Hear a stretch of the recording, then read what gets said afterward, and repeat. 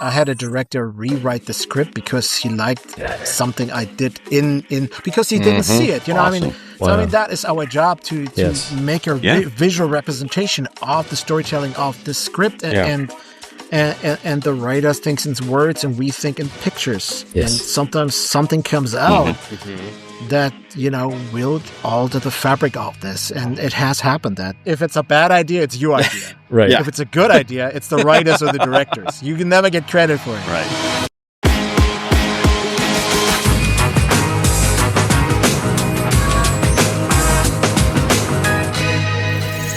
Welcome to Beyond the Process and another edition of the Storyboard Roundtable, where each month we select a topic that we discuss with our panel of professional live-action storyboard artists.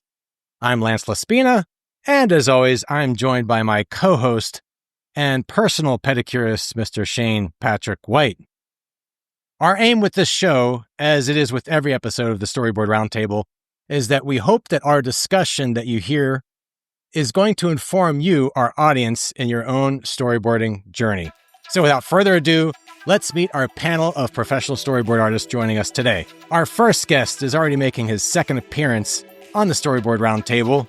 He's been at this for, get this, almost 4 decades. That's 40 years, people, amassing nearly 7,000 production credits. That is a crap ton of panels to draw, trust me.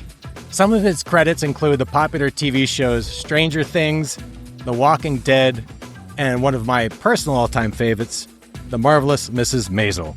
Please give a nice return welcome to Mr. Mark Simon. Good to see you guys. Great to be here again. All right, our next guest has storyboarded on such projects as the recent blockbuster Fantastic Four: First Steps, The Naked Gun, as well as another big blockbuster, Lilo and Stitch. Please give a big roundtable welcome to Mr. Simeon Wilkins. Right on. Hello. Welcome, Simeon. Lastly, our next guest has worked as a storyboard artist on movies such as Predator: Badlands, coming out later this year, The Electric State, as well as Spiderman: Into the Spiderverse. Please join me in welcoming Mr. Heiko Von Drengenberg. Heiko, welcome to the show. Amen. All right. Guys, thank you very much for joining us today. Our topic today is going to be our individual working process from beginning to end, and we also hope to include what software and hardware that we use in our processes. Now, these are going to vary because we all work on different types of projects. Some of us work on commercials. Some of us work on live action movies. Some of us work on video games. Some of us work on television shows. So you're going to get a kind of a mix of all those different processes. We're going to get kicked off with Mr. Mark Simon. Mark, can you take us through a process of working on one of your television shows?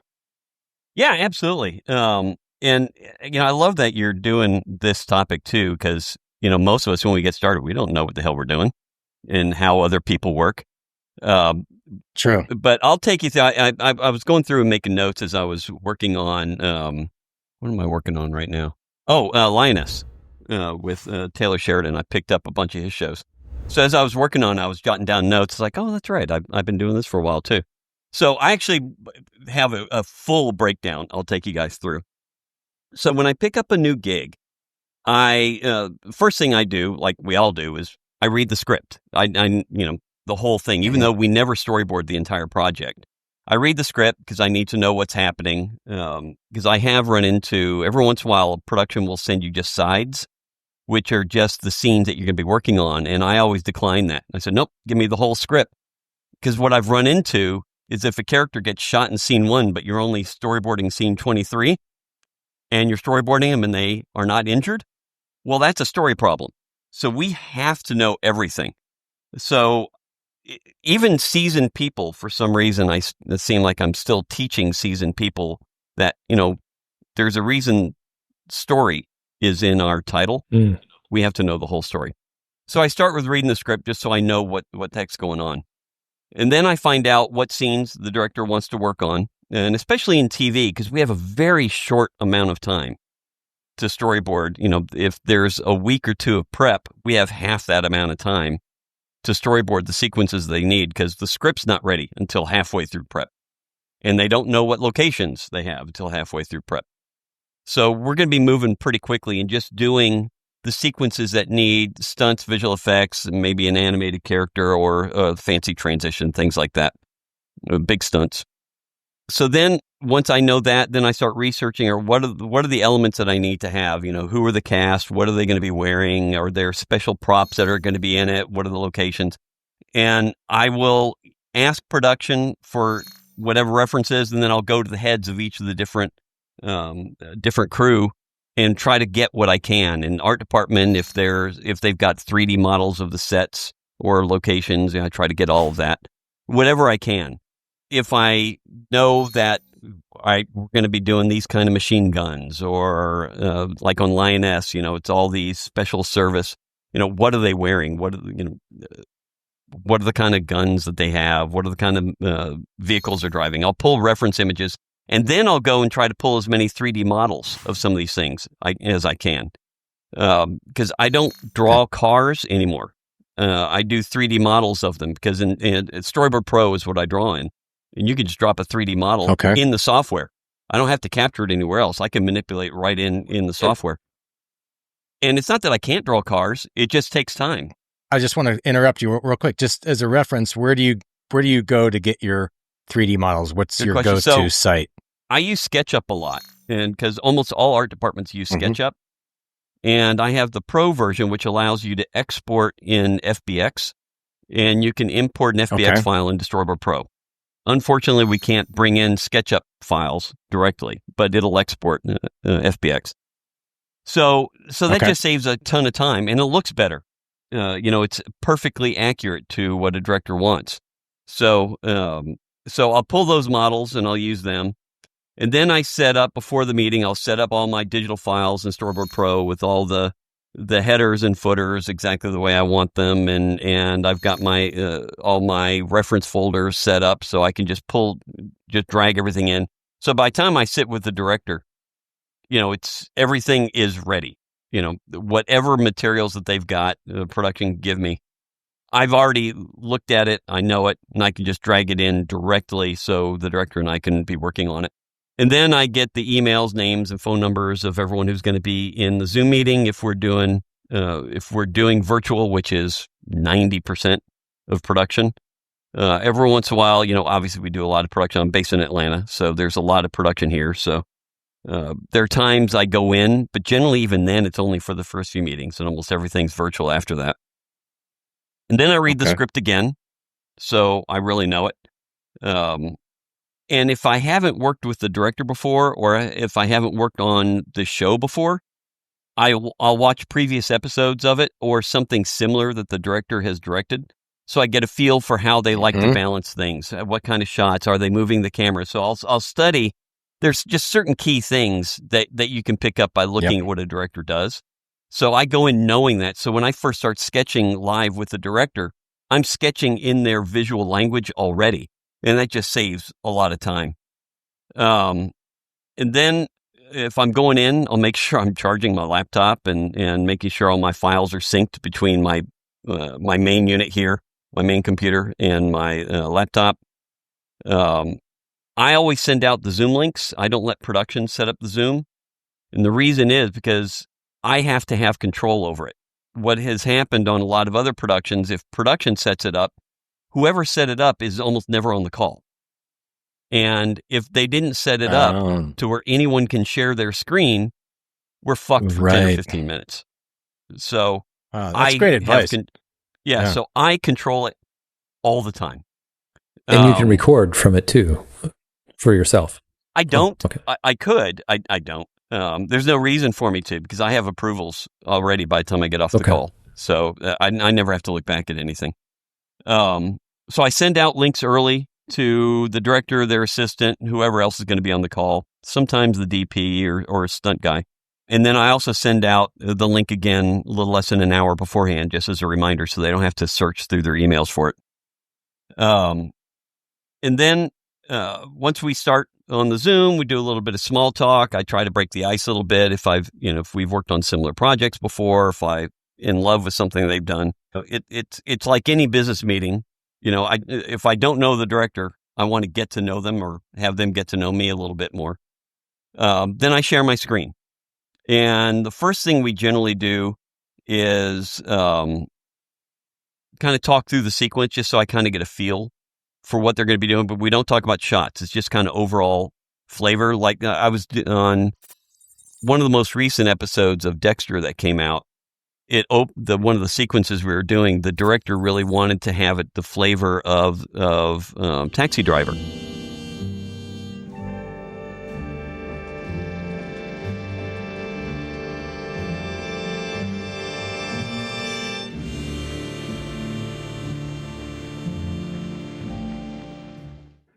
The whole same kind of using smoke, the way the reflections off the car, all that kind of stuff when he was driving around. So we talked about that, and we pulled up some clips on YouTube so we could just kind of talk it through. So great. Now we're going to start doing the breakdown. And if I'm out on location instead of Zoom, I always ask for the conference room. And in fact, I kind of insist on it. I won't work anywhere else. And then I plug into their big screen TV so that whoever's in the meeting can all see me sketch live without having to look over my shoulder. And we all have room to spread everything out. So it works out great.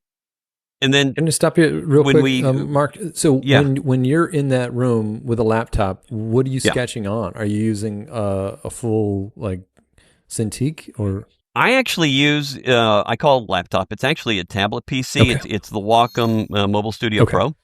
So it's all in one Wacom unit, computer and screen. I used to have a laptop with a Wacom one on it, but I like the single unit. Good. And it works great. Great.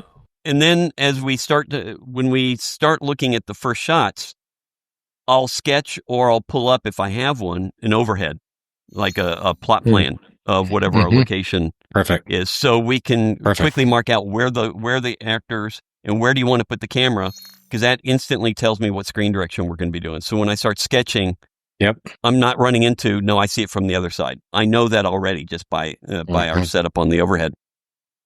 And then I just start asking 1,000 questions. Generally in TV, the directors know exactly what they want shot for shot. They see it in their head. So I let them lead by asking them a ton of questions. And I sketch as they're talking. I sketch it out. And if they say, well, a little wider than that, in Storyboard Pro, it's easy. In any digital, it's easy to adjust bigger, smaller. And I literally just make the adjustments, get that shot approved, move on to the next shot. So by the end of one call, which is generally going to be 2.5 to 3.5 hours long, which is, a little long for a call, but there's no follow-up calls. Yeah. It's approved. Right. Then the first thing I do is make sure I detail all the notes. I thumbnail notes and stuff on if they call out a certain lens or a certain piece of equipment. I make sure that goes into my notes because if they say it in my meeting, production needs to know it. So I put all of that into the production notes that go next to it. So that while it's fresh in my mind, so I can understand my chicken scratch, I go through my boards quickly. And I put all of that in. Then I go back, and we play it through because in Storyboard Pro I draw on the timeline, so I'm literally creating an animatic in real time. So if they want a camera move, the camera move's already in there, and so I play it. And if there's any, you know what? Can we flip these shots, or we need something between these? They see that, so we do a real quick check on if the story is flowing the way they want to, and we do little additions because they literally see their vision come to life that fast. I make those adjustments. We play it one more time, make sure they're happy, and then I go away. We get off the call and I start doing the cleanups. And I always draw my backgrounds and every character and any foreground. Everything's on separate layers. You guys probably do the same thing. It just makes it that much faster for doing changes if there are any revisions later, and any revisions. And I like to add motion. I even on the really quick TV schedule, I deliver full animatics on everything. But the software, it's kind of happening anyway. For me, it's actually faster doing an animatic because I can get all the motion, and then you can do in Storyboard Pro a snapshot of the beginning and end of a motion on the same frame. So it's one drawing, but I'm getting 2 panels out of it that really show the breadth of the action that's happening. So, I can spend a little more time on one panel, but I get twice the number of panels on it, and then it looks really cool. Nice. That's great. So then as I'm cleaning up, I'm adjusting my timing and motion, and I'll add shots if I feel it's necessary as I'm going. But I do it in the director's vision. They almost never even notice because it's so smooth. But there are times you just need it. And it's hard to tell without the animatic, because I'll also go through and I'll do a scratch track. I'll record all the voices individually myself. Wow. Oh my God. But it makes me a better story artist because I can see, we're on the shot too long. Yeah. Oh, something's not planned right here. It doesn't feel right. So I keep playing it back as I'm working and go, you know what? This'll make it, make it better. And almost always they love it. Every once in a while, a director doesn't want to see it. I'm still creating it. Yeah. But I won't necessarily show it to them because I need it for me to be better. And then sometimes I'll add sound effects. I don't add a lot, but like on Lioness, there's a lot of shooting. And then this one episode I'm doing, there's a lot of tanks and stuff. When someone's shooting or something gets hit, that's really particular and really helps sell the timing and the energy of something. So I'll add those things in. So I have in Storyboard Pro, one of my libraries is sound effects. And it's just the key ones. Or like on Dexter, I have all these stabbing sounds, right? Because I know I'm going to be using them. But, when he stabs someone, when you're watching the animatic and you got that sells it like crazy. Yeah. So I do it. It's cool. And it only takes a second. I just drag it in and place it right where I need it. Stabbing watermelons in your kitchen with a little hand recorder. I have absolutely done that. I've got old guns that I don't shoot anymore. Yeah. That I throw on concrete for everyone drops guns or has to throw a gun somewhere. So you have to have those sounds of a gun sliding on concrete. So I've got all of that. And then as I finish off, a full pass, I renumber everything because, all the scenes and shot numbers need to be done right. Luckily in Storyboard Pro, it's one click. You just hit renumber all scenes or all shots and boom. So much better. Oh my God. My days of paper or Photoshop was the bane of my existence. Renumbering. I hated it. So I'll do that. And then I do a pass of my own, making sure I've added all my arrows all the way through, and I label every arrow. So there's no question. Does that arrow mean it's the camera, or is it the car or the actor, or are we tracking it? What is it? Is it a drone shot? So I label every arrow. So even at a glance, you know exactly what's happening because I don't want anyone questioning anything. And then I'm ready to send it to the director, and I'll export a PDF and a movie. I actually do this a few times. Generally, within about 2 hours of the meeting, they get a rough draft of it. So they can start working with it immediately. Because I know production time is so short, and my thumbnails have already been approved. So literally within 2 hours of a meeting, they've got a full rough with all the notes. Nice. Now, I'll often try to clean up the first panel, not the rest, just so that they don't only see our crappy thumbnails. Anyone like the producer, when they see it, I want to, it's going to look like this. Right. So I'll quickly clean up one, but then they can use it while I'm doing the cleanup. They can actually be using it because, as you know, there are always changes of locations or changes in the script. The only time I ever have a follow-up meeting with the director is if there's a change in the script or we lost a location. 95% of the time, I have no changes ever on my storyboard. Yeah. Wow, that's amazing. So God, I wish I had that track record. Well, when you get approvals on the first meeting, it helps. It just saves a lot of time, and it saves them time. Directors are being pulled in a million directions.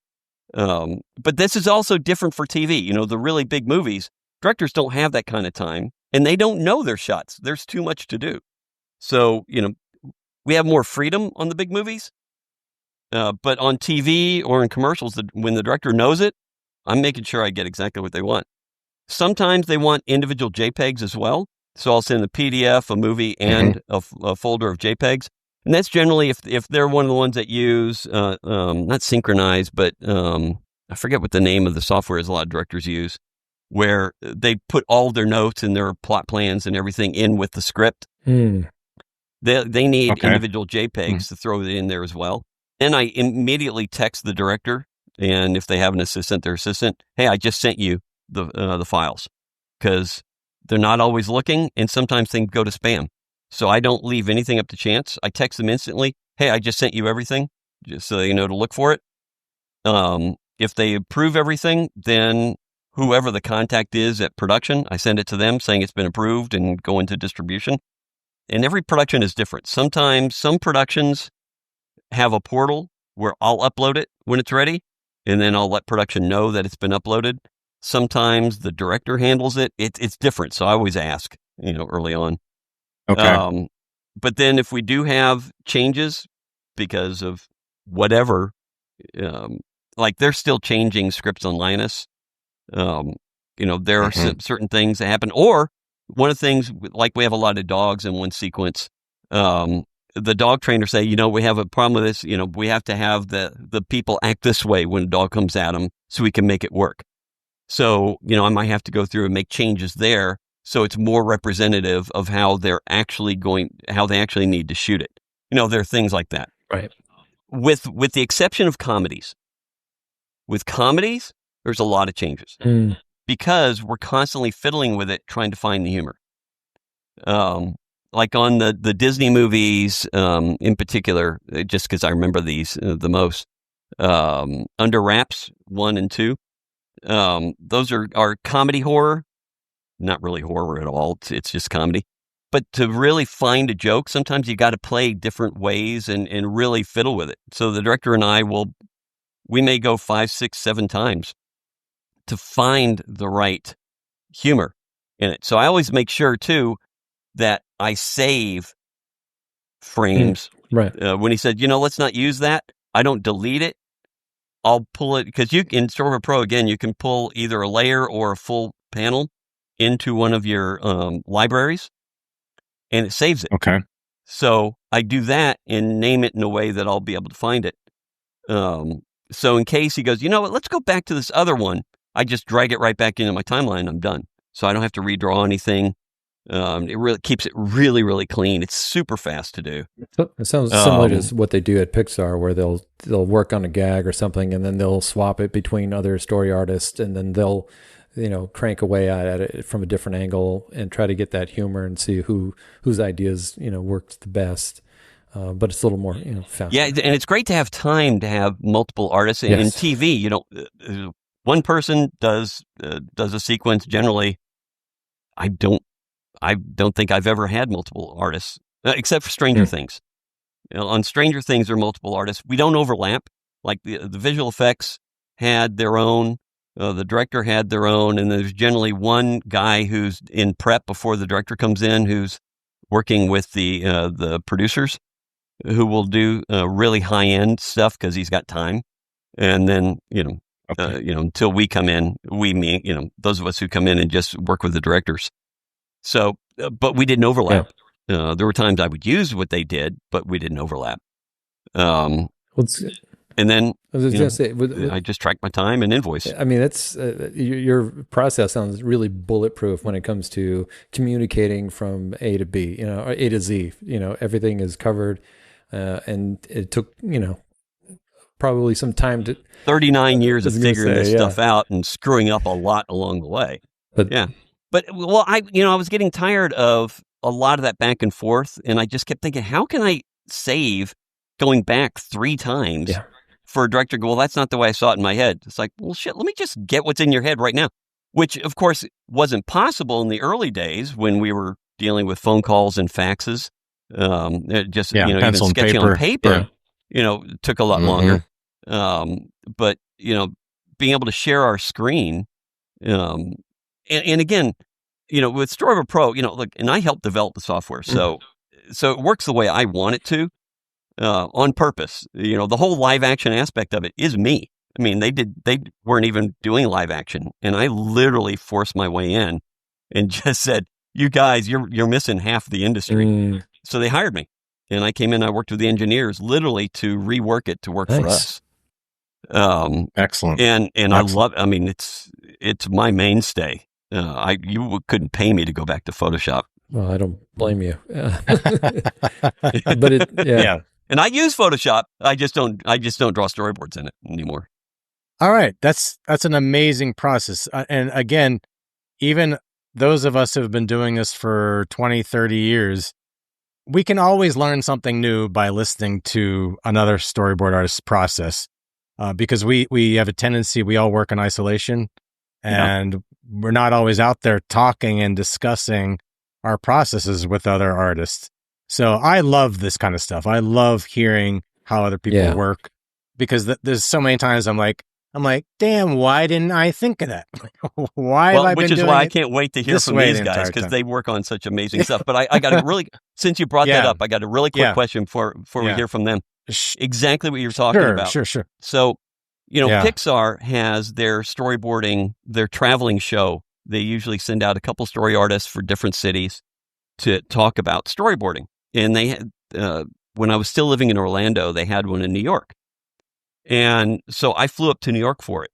And it was in this big movie theater. And we're all standing in line outside waiting to go in.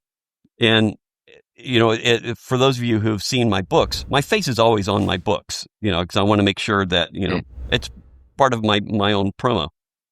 So I'm standing in line with everyone waiting to go in, and a couple people look over at me and recognize me, go, "Wait a minute, aren't you Mark Simon?" I went, "Yeah." So, "But you wrote the book on storyboarding." I went, "Yeah." "So why are you here?" I went, "Because if anyone's going to teach me how to do something I don't know how to do already, it's Pixar." And they went, "Oh my God, you're still learning?" I went, "Of course I'm still learning." We can't learn everything. Every director I work with, I learn something new. So, but it was funny seeing their reaction. It's like, that's why I can't wait to hear from Simeon and Heiko. Yeah. They have different process, and I'm going to pick up something from it. And I love that.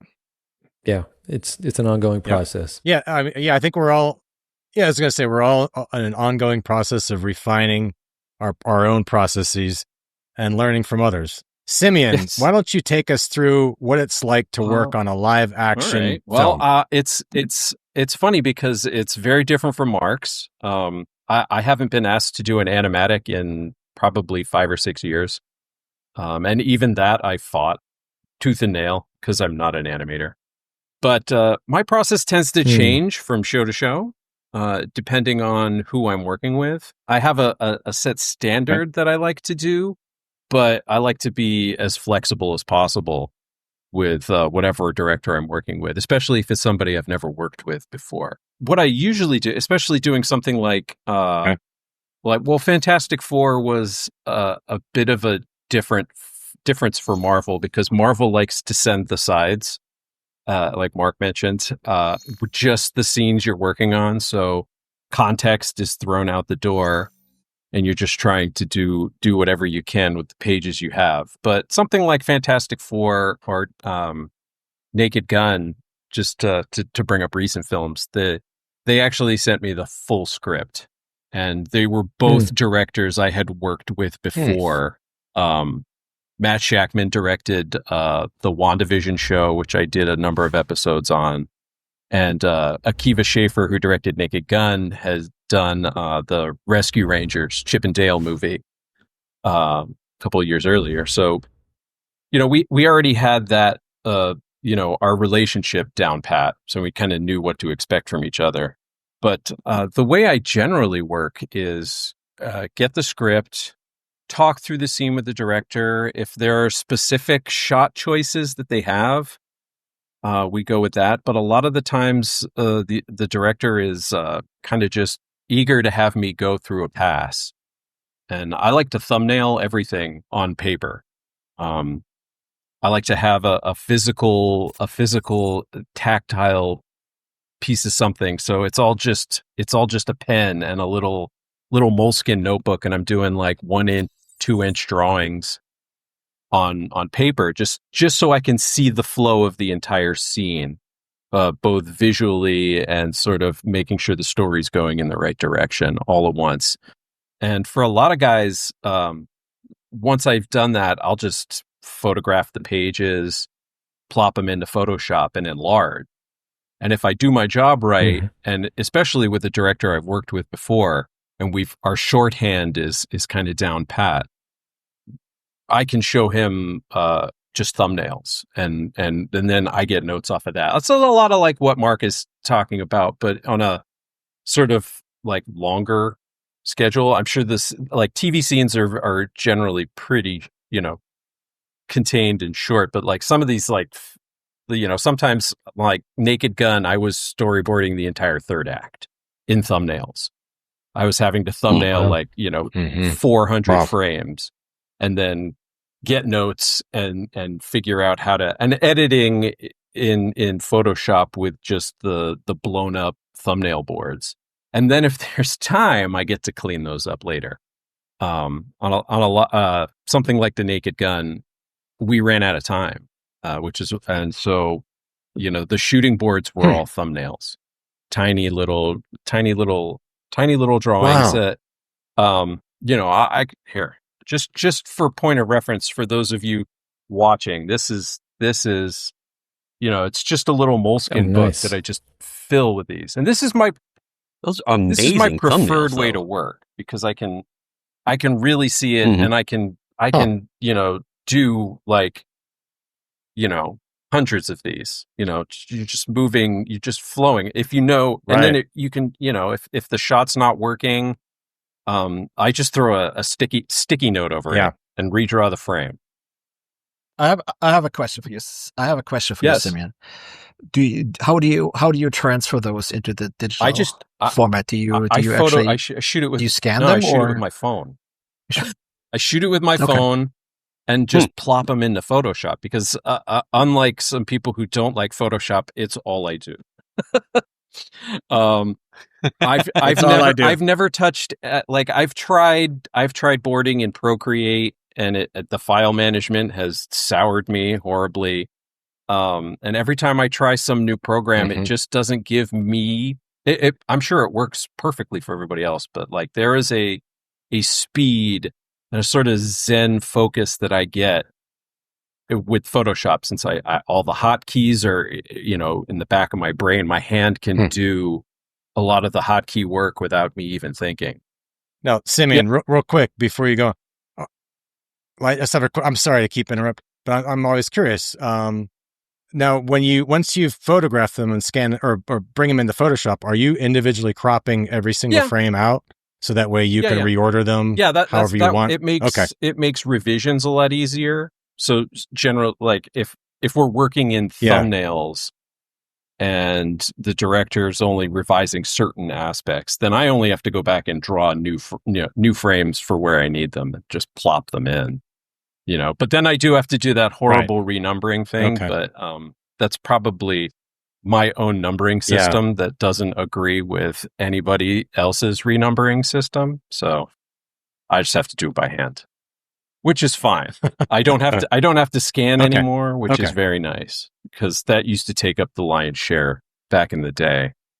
So I like to figure out the whole thing in thumbnails, and then as long as there's time, like with Fantastic Four, I was only on Fantastic Four for like a couple of months. They had a big rewrite, and everything I worked on was cut from the movie. So, oh no, I have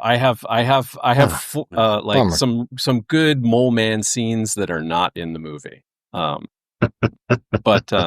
But I do get, it's nice to go back and then I go in and finish them off. Like I mentioned, Photoshop.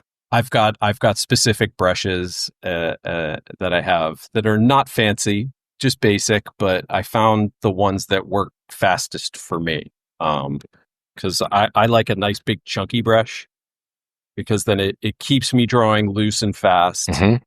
And it looks like pencil, which is kind of nice, but it's not a pencil brush. Once it keeps me from making the panel too precious, because I don't have time for it.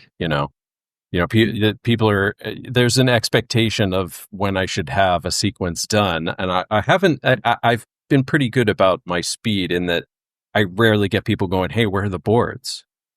It's a matter of just getting it done and them going, "Oh, your boards are ready. Oh, great."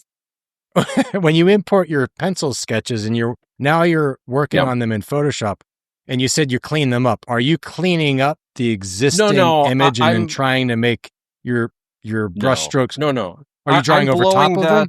The photo, the pen, these are pen drawings, by the way. Those little thumbnails, all done with pens, so no erasing for me. I get either get it right or go home. Right. And I'll just knock those back like 20 to like a 20% and just draw over it. They're my under drawings, essentially.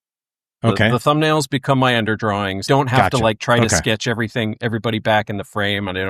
I generally don't have to worry about, poses and stuff like that. It's all just making the thumbnail nicer, prettier, as Guillermo used to put it. Make it pretty for me. Mm-hmm. Do you keep it rough on your next pass as well? I will. How many passes do you do if on it? If it's working the normal way where we're working off of thumbnails, like I won't do cleanup until everybody's happy. There might be changes down the road as the story changes, as the script changes. But in general, we try to work it, the director and I try to work it out just through thumbnails. And then at that point, we kind of know how many frames everything is. And I know how many I can do in a day. And I can basically tell the director, this will be ready, Tuesday, Thursday, whatever, And they're almost always like, great. Like with Naked Gun, we didn't have time. So it was all just thumbnails. I recently worked with a director who was incredibly specific with how he wanted, like he knew every single shot and he knew every single camera move. And it's not something I normally get with a director. Most of the big film directors are just kind of like, we're not sure, come up with some stuff. Here's the script pages. Try to follow that. If you have any extra ideas, feel free to pitch it. A lot of that stuff. But I recently worked with the guy who directed Weapons, that movie that just came out and is freaking everybody out. I saw the trailer today. Yeah. He's fantastic. I did he's doing the new Resident Evil movie, and I boarded with him. Oh, nice. And we did a lot of what I think it sounded like what Mark was talking about, where we get on a Zoom call and I share my screen with him and he tells me what the shot is. And I sketch it out incredibly loosely, incredibly rough on my tablet here as he's watching. And he gets really excited and, okay, now the next one. And that's new for me. Just because I'm not used to somebody being so specific about what they are, at least ready to tell me specifically what they want from the boards. That's one of the interesting things between TV and the big films like you do. Easily 99% of the projects that I do, the director knows shot for shot. It's probably because they have to, because the schedule is so compacted. Right. Whereas something like Lilo and Stitch, where I was on it for so long, the director would just have me come up with stuff, just for days, for weeks at a time. Just come up with some ideas and roll with it for a while, and then we'll change it later. And, I did on that movie alone, there's 90% of what I did is not in the movie because it was just, let's try something here. Let's tweak it a bit. Now, maybe we're gonna rejig. We'll come back to this in 3 months, and you're just doing pass after pass. So you already boarded Lilo and Stitch. You already boarded Lilo and Stitch 2. Essentially, you can just reuse that. Essentially. So how much were you referencing the original animated movie? Almost not, because we weren't. Really? Like there were moments you could do callbacks to certain things, but the story was like, we need to flesh this scene out. We need to come up with, 90 new things that Stitch can do in this real space rather than, the animated space. We need to figure out how he's going to react with the real world. And so we just, you just coming up with ideas. Heiko knows because he did it too. Just kind of, just doing what you do. And then the director kind of mashes it all together and sees what works. It's weird how the process changes from director to director, and how I'll take something like the project I'm on now. Our time, we only have a couple of weeks to do this enormous sequence. So I'm not going through my normal channel, I'm thumbnailing on incredibly loose things that nobody's going to see but me, so that I can sketch right into the frame, because it's the only thing we have time for. We don't have time to figure it out through thumbnails. We just have to do not the nicest pass, but also not the roughest pass. Mm-hmm. Sort of a median pass where like a readable rough. All your grid lines are still in everybody's faces, but everybody can tell what's going on, and everybody knows who the characters are. And I took a lot of that from what the stuff I was doing with with Zach Kreger, the director of Weapons, the way he was having me do the quick sketches while we were talking. I kind of brought that process in. So it changes from show to show, sometimes due to necessity, and sometimes it's just out of boredom too. You're just like, I think I really want to switch it up. I've been doing these little tiny thumbnails for so long. I want to try something different. Just to wake me up and get me thinking in a different direction. And it can unlock some creativity in that, which is always nice. Well, and sometimes we have to adjust what we're doing depending on the director. Some directors just think and work differently, and it's up to us to be able to work with them. And the easier we are to work with, the more work we get. Yeah. As soon as you're a problem, you're gone. They'll find somebody else. Yeah. Yeah. People think it's sheer talent alone, but it's not. It's how easy are you to work with? Because you have to get along with a lot of different people. In not my just case, the director. I only have to get along with a director. But they're the only one I ever deal with around me is my entire world, and then, I talk to a director on a tiny little camera.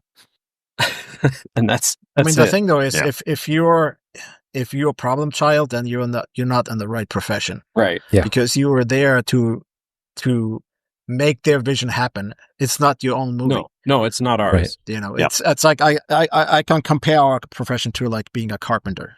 You put up the framework as best as you can, so the whole thing doesn't fall down, and then you send it off, and whatever trimming, whatever outside, however you're gonna paint it, that's up to them.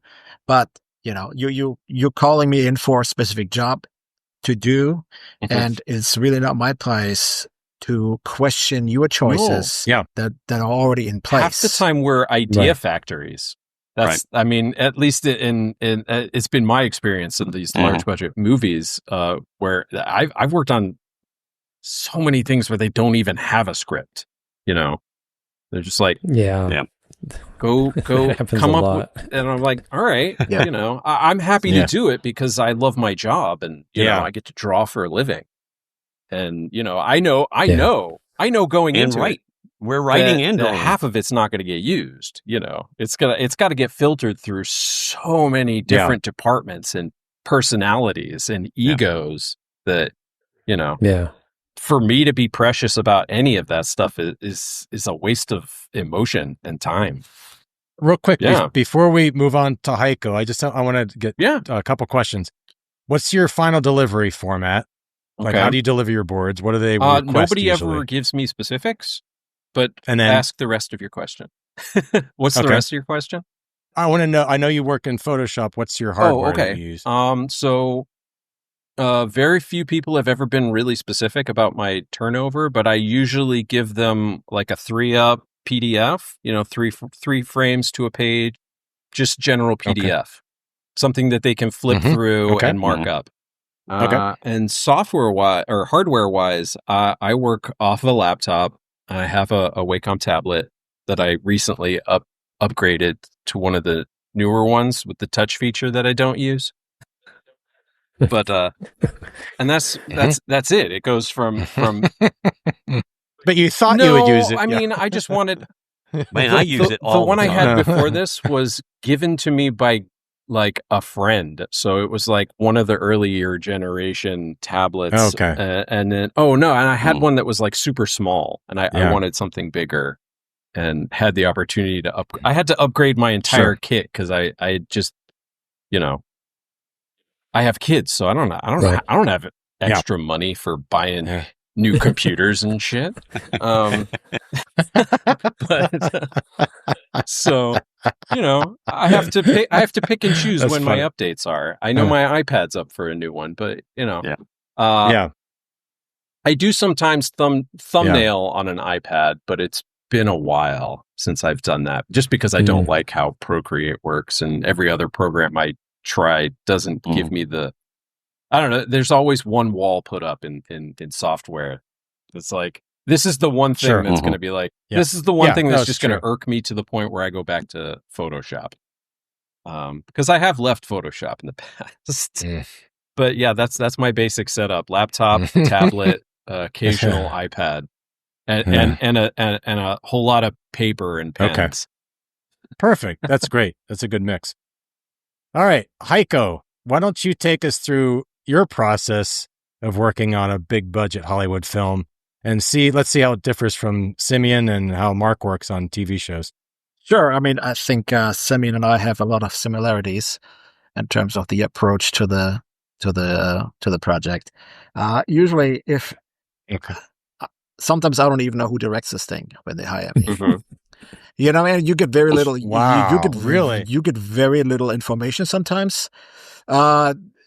I try to get as much information as I can about the project. About if I know who directs it, I will have looked at his movies. I know what his film language is to begin with. So I try to prep before the first meeting. I try to prep as much as I can. If they give me a script, great. I'll read it twice. If they tell me what scenes they expect me to do first, I will have read that. I will know what the point of that scene is. And I will know where that scene is coming from and going to, and I kind of have an idea of why that scene is in there. Then I will do the research as much as I can. If it's a period piece, we'll already have looked up certain things. I mean, even movie shot 10 years ago is a period piece because the cars are different. It's so True. But I will do as much research as I can to prep for that first meeting. So I know what I'm talking about, or it appears that I know what I'm talking about. And then I will also make a list of questions that will arise from that research. And when we have the meeting, the first question I always ask is, what aspect ratio are you working in? Number one. Yep. And they're always very surprised. They're always very surprised by that question. I don't know why, but they always love it. Because I need to know what format I'm working in. Template. Yes. Yeah. And then the second question is, how do I ask questions? Because yes, on movies you don't get access to the director a lot of times. So sometimes they give me their phone number and I can text them directly. Sometimes it all goes to the producer. Sometimes it goes to the assistant. But I like to get that question out of the way to know how I will be able to ask questions and receive answers in a timely fashion, which doesn't always happen. I get the answer and I have to move on. I just made something up on the in the meantime. I hadn't had a meeting in person. I think Lilo and Stitch was my last meeting in person a couple years back. Wow. Yeah. Usually it's soon. Okay. But I have one of these, which is less for thumbnails. It's like quick, all kinds of quick little notes. Nice. Which, if I don't, after a week, I don't even know what I scribbled. So basically, you remember in school when you made a cheat sheet? Yes. And after you wrote it, you knew it all. That's sort of the purpose by this, because I rarely flip this back open and look at it. I rarely refer back to it, because by the time I scribble this all down, it's already in my head, and I can move on to the digital version of it. I don't scan any of this. This is literally just taking notes during the meeting. My next step is when I get off, when I have all my questions answered. I don't do thumbnails in a traditional sense. I work in Photoshop. I have boarded whole movies in Procreate. It works well. I love the program. Huh. And every time I see a representative from Procreate, I ask them, please install a batch rename. And they haven't yet. That's the only thing I'm missing. Right. I mean, yes, I have, you know, when you import it in your computer and there are two files with the same name, you kind of have to fix it. Usually I try to take care of it while I'm working Procreate, not to double name it. It happens.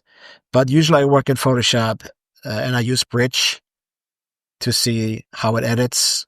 I use Bridge to flip through my drawings to see how they move, how they cut. I don't do thumbnails in a traditional sense where I make a small drawing and then I do another drawing. Can I ask a question, Heiko? I use yes. Does please. this your process of using Bridge to flip through your imagery? Is that different when you're doing an animated film versus a live action film? Like the amount of... No, it's the same process. Okay. The amount of drawings is more in an animated film. Sure. It has exponentially, the number of drawings you have to make for an animated movie has exponentially risen, even for a CGI movie, for which you usually don't need to hit the character design directly. They still expect it. I mean, you have to look out for volumes. You have to look out for size relationships. But the number of drawings you have to make, it's almost animated. Like if you work on an animated movie, it's almost animated in the animatic. Right. Even though then it's being animated in 3D. Right. Why? I don't know. I've done it. So yes. Real quick thought, since you're talking about that, I had a story on a stop motion animated movie with Jon Favreau. And that's a whole different thing. I had to study the puppets to see what they were physically capable of. Oh, right. So we had to storyboard things that they could only actually do. Like there was a sequence where it was scripted. This girl picks up a puppy, but the size difference in her arms are so short, there's no way for her to hold it. So we had to reblock it so it could do what the puppets could do. Nice. You know, because even in 2D, you know, you can change and stretch anything, but there's not really squash and stretch when you're doing stop motion. So that's a whole nother thing that we had to take into account on boarding those. Wow. Sure. Yeah. Good point. Yeah. So when I'm in Bridge in Photoshop, what I do is when I open up Photoshop, I shrink the panel down. So my pencil mileage is actually not as big on the first drawing. So it's like a thumbnail. But I can use the same drawing to expand it. I don't have to transfer it again. I can draw over that. And I usually also don't do a preparatory drawing. And when I say usually, I mean usually because sometimes I do if it's a complicated scene, if it's perspective shot, if it's a city shot, a wide shot, battle scene, that sort of thing. Yes, I will go in there and make a preparatory drawing. But for the most part, I try not to, which cuts out the middleman and saves me quite a bit of time. So both these approaches save me some time, where I go in and I can use that drawing, and if push comes to shove, I can use that first drawing. I can send it off and they can shoot it. All the information should already be in that panel. And if I reduce it really small, I should be able to read it. So it kind of functions like a thumbnail, but it's already, I don't have to redo anything. I can reuse that if they like that, or if I have time and I can go back in, I can work over that and make that look better. But the information should already be in there. Wow, that's great.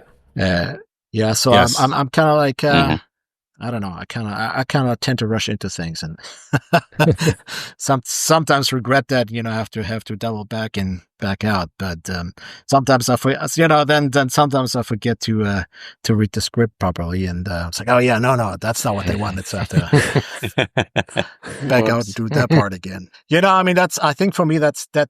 Yeah, no, that's a good sign, because when I get passionate about it and get into the project, then I kind of like have to stop myself and take a step back and say, hey, did I hit all the necessary steps? Right. And that's an important thing to remember, to step back, double check with the script if you have it. Yes. To see where the story's going and if you hit all these points. You know, as you guys were showing your thumbnails and your notebooks and stuff like that, just remind me, you know, on those projects where there's a sequence where a director doesn't know, and I get to, because look, it's fun doing the breakdowns ourselves, you know. So there are times I do it. Either a director is busy, or you know, when I'm on one of those movies like you guys do, and you know, there is no specific direction. My thumbnails on those, when I'm doing the breakdowns, I'll often do it on the script. Oh, sure. Yeah. Because script is king in what we do. The border. So I'll literally do, I mean, they're like this big, thumbnails. But just something to remind me. It's like, oh, I want a close up here, a wide shot. Oh, what if I do a oneer across this or whatever? It's a combination of written notes and the smallest possible thumbnail, just so I don't forget when an image pops in my head, through the script. Through the whole Do you sequence. print them out yourself? And then I'll jump into Storyboard Pro. Do you print out your own scripts then? What's that? Mark? Oh, wow. When I'm doing that. Because I haven't touched a real script in almost a decade. No, I used to do that. I used to make little notes on printed out scripts, but you don't have those give you anymore, the script at the beginning of the movie, you'd be like, oh, this is full of doodles. But yeah. Yeah, that hasn't happened in a long time. When I'm doing my own breakdowns, I like to have that physical thing, like you were talking about, Simeon. You know, that feel of paper. When that's part of it. When I'm doing my breakdowns, I'll do that, and then it flushes out when I'm actually doing my full Storyboard Pro drawings. But at least I don't forget those initial thoughts. I find are usually pretty good when you're reading through it, and we're seeing that movie play in our head. Yep. I want to capture something so I can remember that when I go back through. Sure. You know, Mark, you mentioned you have all the resources, you know, the art department, and you get all that. Yeah. Usually when I start a project, I don't have any of that. You know, I'm oftentimes board artists are the first hire. There may not even be a DP on board. There is no art department. No. So I need to feel out the director and see what they want, how much freedom I have, how much suggestion they accept.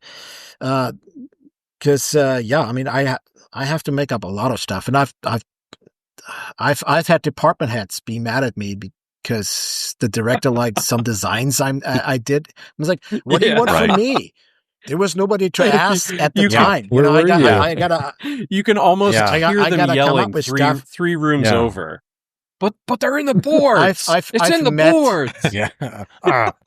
I've met certain designers in person during the shoot, and they were polite, but that's as far as it went. Yeah, everybody else was excited for me to be there. Yeah. And then I'm like, but hey, not my fault. You know, go to the director, because when I get in there, I need to produce something. I need to tell the story, and I will come up with something. I will come up with locations, and I will come up with props and whatever camera moves, and I'm happy to change it later. Don't get me wrong. Right. You know, once you got that department in place, once you have the DP and he says, "Hey, look, man, we cannot shoot it that way," or we don't have a drone license, so you got to come up with different shots.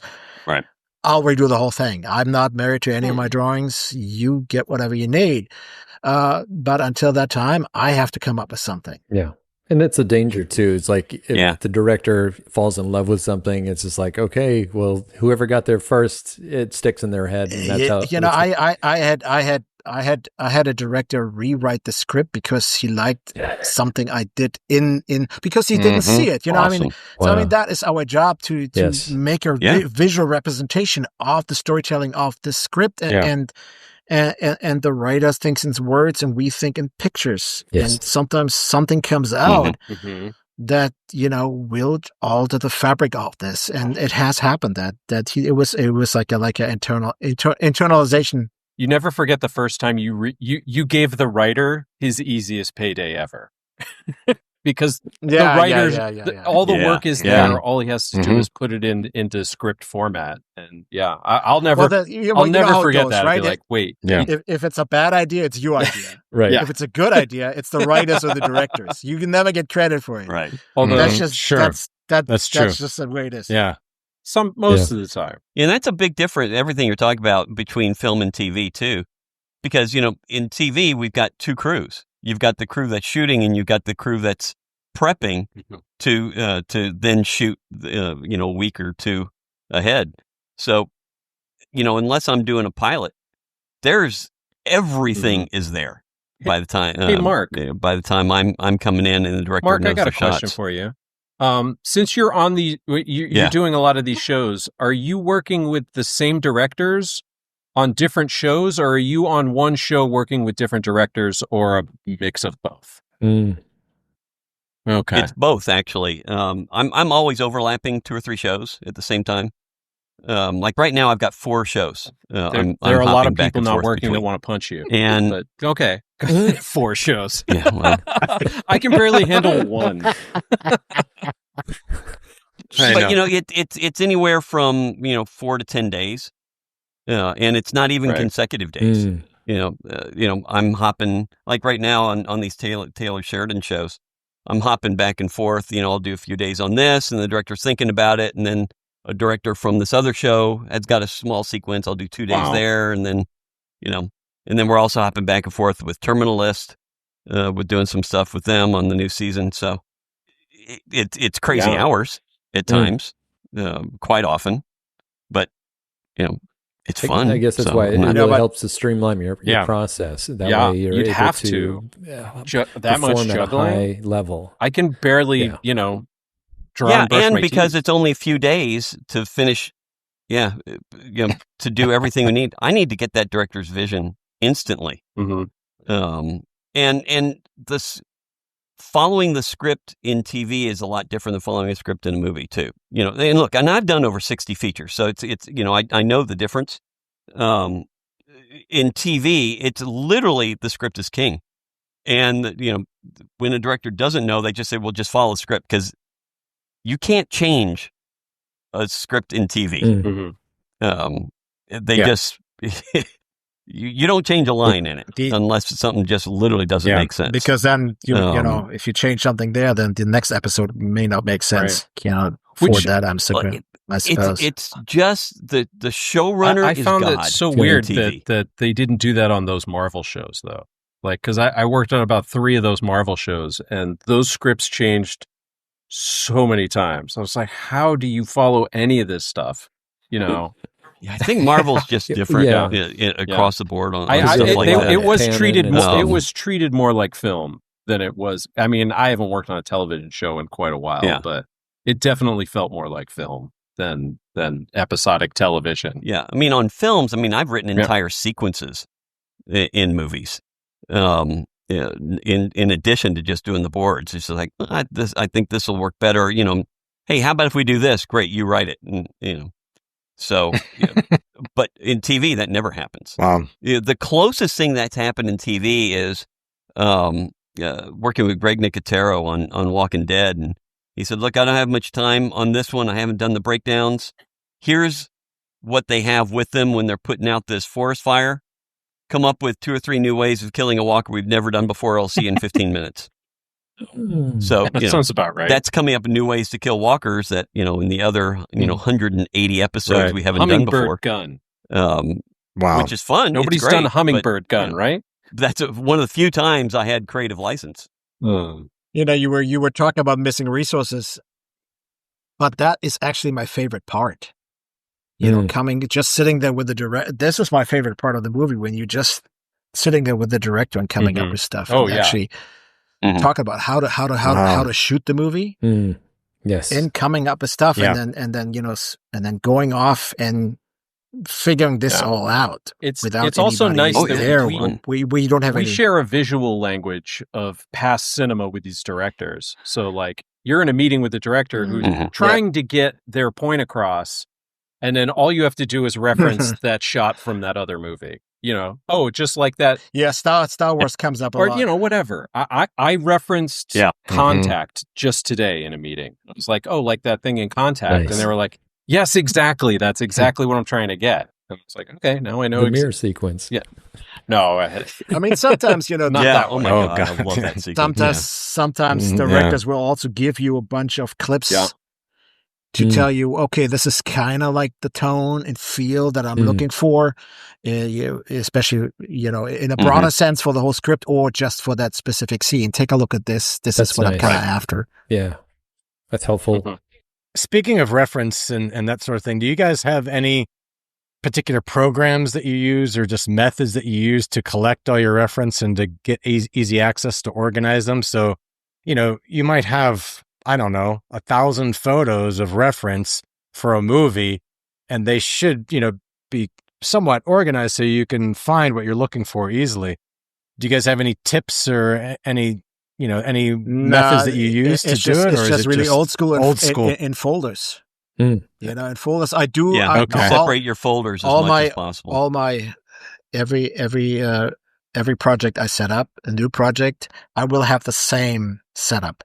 I have my storyboards, the PDFs, the reference material, and I will put that in subfolders. So everything is very organized, and it's always organized in the same way, no matter what I'm working on. But then within those subfolders, of course, you have a hierarchy. Yes, but and then within those subfolders, of course, you get all kinds of different things depending on the project. But so when I open up those folders on my desktop, I can click through it very quickly and find what I need.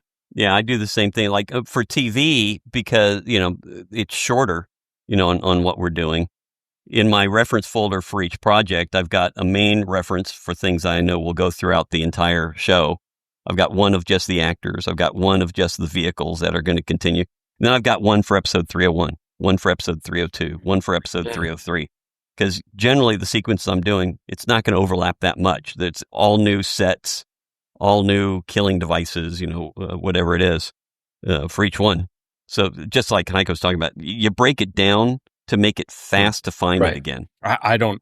So you I guys don't have any of that. Exactly. You guys don't use PureRef or like Adobe Bridge as a way to cycle Not through really. that I mean, stuff? it's not that complicated for me, and a lot of times, Google is your friend. Right. Well, I mean, with all the AI really stuff, Google not anymore, but.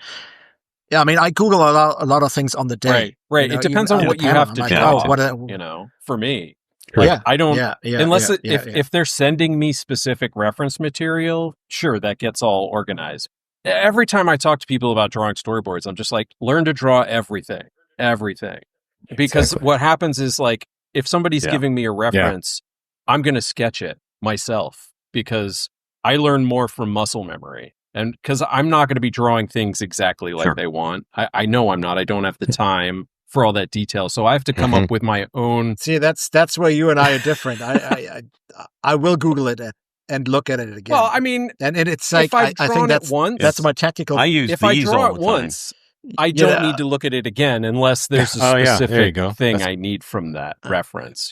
I think the muscle memory. Right. I mean, the thing gives me the shorthand I need. The thing is, like, there is sort of like that idea that you have in your head as what something looks like. And then there's the actual thing, the actual way it looks like. And I think what helps is when people ask me, hey, I want to learn how to draw horses. What do I do? Well, it's like, look under the hood, understand how it works. Exactly. If you take 5 minutes to understand how it works, and yes, with horses it will take longer because there's a whole anatomy involved. But if you understand how something works, then you were able to draw it. You were even to invent what it looks like, and it still comes off as plausible. I think, and that's the most important thing, that it will come off as plausible whenever you draw something that makes sense and it's recognizable, even if it's not 100% correct. Yeah. And we all come up with shortcuts too. If there's a specific kind of uniform or something, we don't need to hit every button and everything. But as we quickly sketch it, I'm sure you guys do the same thing I do on this. I'll sketch it, I'll draw it a couple times, and then it becomes, here's the shortcut. No, it's not perfect, but it's going to be consistent and it's fast to draw. Sure. Yeah. Right. I certainly didn't draw Stitch. I do the same thing with face. Exactly. Animation, spot on character design. I had my own shorthand for Stitch, and everybody knew it was Stitch.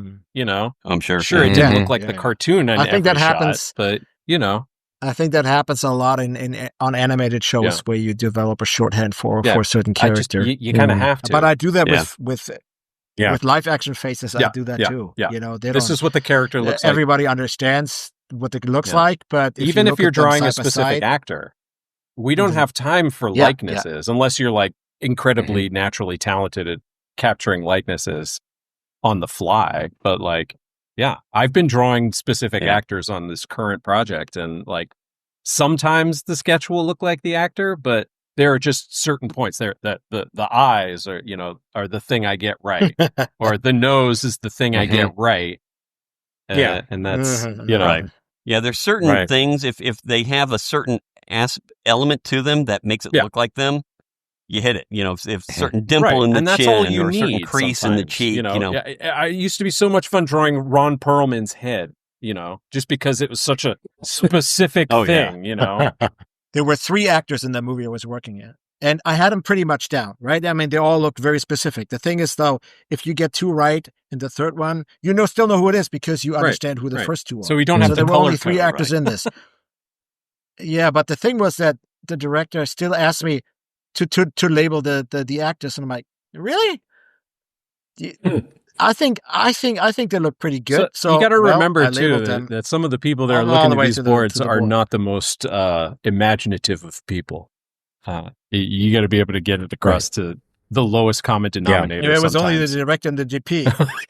In doing commercials, likenesses are a little more critical for the talent that they end up hiring. So I've had that ask time and time again. But you know that going into it. I also find that beforehand, women stars are much more particular about getting them to look pretty and look like them than with men. Men don't give a shit what they look like. The one time I worked with Ron Howard, I was doing, I think what's the second Da Vinci movie? Whatever it was called. The second Da Vinci Code movie. Demons and Angels? Angels and Demons. Right. Angels and Demons, something like that. I was doing that, and I'm drawing Tom Hanks. Like, Tom Hanks has a very specific nose, right? Like, it's kind of like a bulb on the end of his... It's very... It reads as Tom Hanks every time you see it. But as I'm showing her on the boards, one of his notes was like, can you tone down the nose a little bit? Tom's going to be very upset about that. I was like, oh, okay. All right. Yeah. Yeah, it's crazy. It's crazy to get a note like that, but it happens. I even got a note one time, way back. I mean, it was back in the early 90s on Sequest, if you remember that old Spielberg series of the Futuristic Submarine. Dom DeLuise, his 2 sons, starred in the show. One of Peter DeLuise from 21 Jump Street played the dagger. You know, the people had the splotch skin and everything. And Peter was kind of overweight. He wasn't as big as his father. So in the first episode, you know, I drew him, you know, like he looked, you know, a little chunky. And he actually himself came into my office. This is back when, you know, we had our own offices at the studios. And he said, look, just so you know, because of my dad, I'm really kind of cautious and I think a lot about my weight. Would you mind just slimming me up a little bit in your boards? So in the next episode, I drew him incredibly buff, tiny little waist, giant muscles. I had fun, right? I made him like superhero.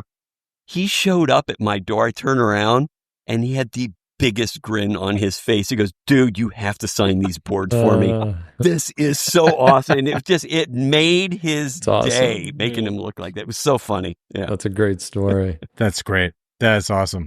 Because it's a similar story where I drew the main character a little bit pudgy, I suppose, you know, dad body. And I got the note saying, hey, look, this guy has put a lot of effort into getting into shape.